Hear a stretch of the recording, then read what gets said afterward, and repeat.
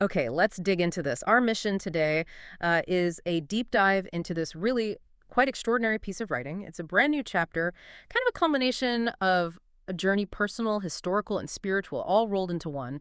We're going to be connecting these incredibly ancient sites in Turkey with, well, ideas about spiritual unity and even bringing in modern tech and AI. It feels like ultimately a map for that journey inwards, the one we all probably need to take. Exactly. And the material, just so everyone's clear, is from chapter 28 called The Return, Invitation. Yeah. It's the final chapter of Clay Boykin's book, The Mandala Within, a guide for intuitive and logical minds, which should be out around November. And Clay, as you might know, works as a personal thought and life transition coach. You can find his stuff at clayboykin.com.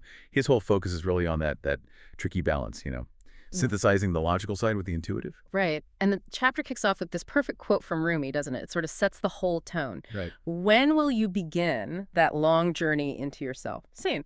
For the author, Clay, that wasn't just metaphorical. It started with a very real, almost compelled trip back to Şanlıurfa in Turkey. Yeah, compelled is definitely the word the source uses. It wasn't like, planning a holiday.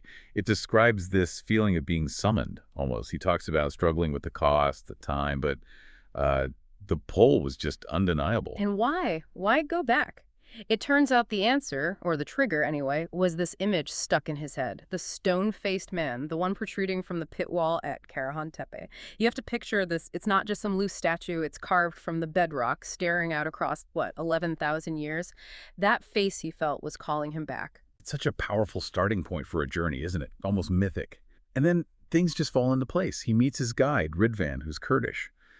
And the description is amazing, this immediate, unspoken sense of familiarity. Like they already knew each other. Clay felt instantly that this was the person meant to guide him. Sort of descendant of the ancients is how he puts it. It really grounds this whole intellectual quest in something deeply human, ancestral even. Yeah, that connection seems key. So they go up to Karahan Tepe, which we often hear mentioned alongside Göbekli Tepe, these incredibly old sites. And up there on this massive ridge, he has this big realization. Initially, he thought the mandala, the sacred center, was just the pit itself, with the T-shaped pillars and that stone man. Right, the obvious focal point. But the insight was bigger, much bigger. He realized the pit was just a part. The entire hill, Karahan Tepe itself, that was the mandala.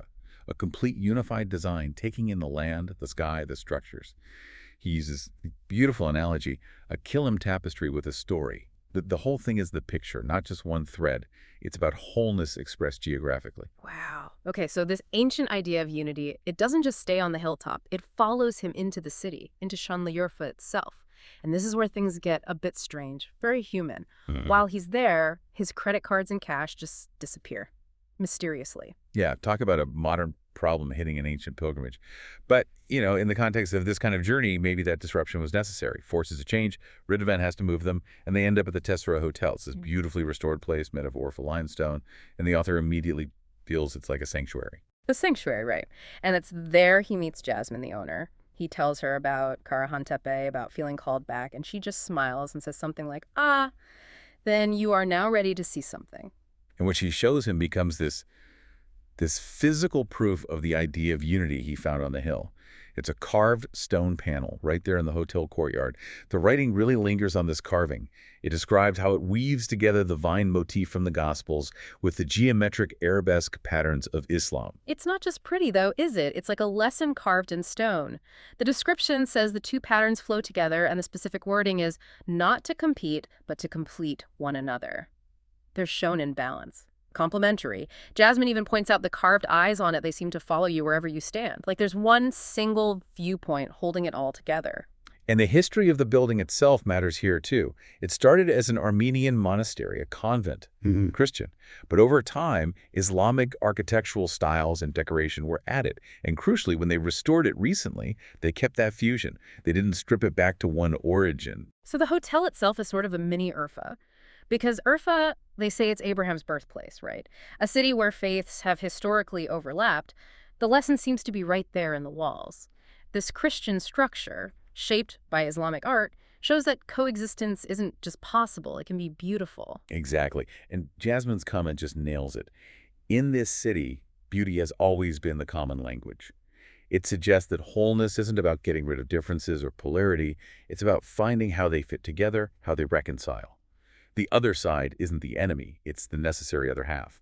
Okay, so that connects directly back to the big idea. You've got the ancient stone face at Charon Tepe. You've got this carved panel at the Tessera. Both seem to be teaching the same thing. The one is always expressed through the many. Precisely. It resonates perfectly with that Rumi line again. The lamps are different, but the light is the same. This shared source idea is central to the author's whole synthesis. But it immediately brings up a really tough question, a paradox. Yeah, the tragic part. If the light is the same, how do you explain all the conflict? Especially in that very region, the soil where prophets are said to have walked? The author's argument is pretty powerful here. The problem isn't faith itself, it's faith being captured by fear. That's a key distinction. It is. It shifts the focus from the divine concept to the human element, the human shadow, as he calls it. Think about it. When fear takes hold of belief systems, well, symbols change meaning. The cross, the crescent, maybe originally signs of surrender, devotion. They get twisted into flags, into banners of ownership of us versus them. The source suggests the real conflict stems from our own inner stuff. Needing to be right, fearing what's different, that hunger for control that we dress up in holy words. So the real battlefield isn't out there between groups, it's inside each of us. When your belief becomes your entire identity, rigid and absolute, then your heart closes. Complementarity, that idea from the carving, becomes impossible. And that's how people who share the same deep roots can end up trying to destroy each other. Yeah, and to underline that shared root, the text brings up the tree of life symbol. In Islam, you have the tuba tree in paradise. In Christianity, the cross is often seen as the tree of resurrection, of life. Both point upwards from the same earth towards the same heaven, essentially. Forgetting that shared origin, the author argues, that's the pattern behind all kinds of division, whether it's religious wars or, modern political polarization. That's a perfect bridge, actually. If forgetting the root caused ancient conflict, how does that play out now in our world, which feels, incredibly connected technologically, but also super fragmented? It's the same pattern, just amplified perhaps. We see it everywhere. Culture, politics, online discourse, everything gets flattened into these simple binaries. Left, right, use them, good, evil. Nuance disappears. And we Yeah. start thinking that being oppositional makes us strong, or that being certain is the same as being right. The chaos we see today, the author suggests, is just that same internal shadow playing out on a massive collective scale. And our modern drive is all about progress, right? Faster, better, more. Yeah. We build amazing things, connect instantly across the globe. But the book asks this really pointed question. Have we lost our why in the pursuit of what? Hmm.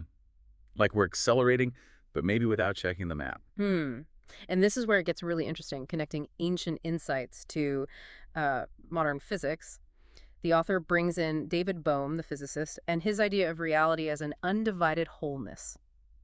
Bohm argued that fragmentation is mostly an illusion, a way our minds perceive things, but not the fundamental nature of reality. And the author points out, fascinatingly, that the images coming back from the James Webb Space Telescope seem to show exactly that incredible structure, complex unity stretching across unimaginable distances. That is quite a leap, isn't it? From 11,000-year-old carvings hinting at unity to our most advanced telescope showing cosmic patterns of unity. And now technology is looping back. We're hearing about AI potentially deciphering the symbols on those ancient stones at Göbekli Tepe and Karahan Tepe. Right, and that sets up the core challenge, the real cliffhanger of the chapter, you could say.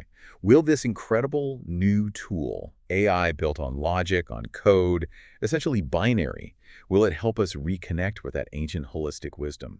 Can it learn the language of wholeness that was spoken in stone? Or the scary alternative, will AI just become a perfect mirror? Reflecting back our own fragmentation, our own biases, our own fears that are still lurking inside us. It's like, can our consciousness evolve fast enough to use this tool wisely before it just amplifies our flaws? And that leads to the final part, the inner invitation. Mm-hmm. The conclusion that this inner mandala, this blueprint for wholeness, Yeah. it's not something we create or invent like AI. It's something we remember. It being an archaeologist of your own mind, maybe.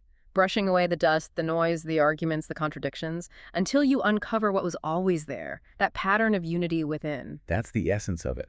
The way forward, the author concludes, has always been inward, toward that quiet center, something no machine can build for us, no empire can truly conquer, no scientific discovery can fully capture. It's intrinsic. So the real journey, the return maybe, isn't about mastering information or technology.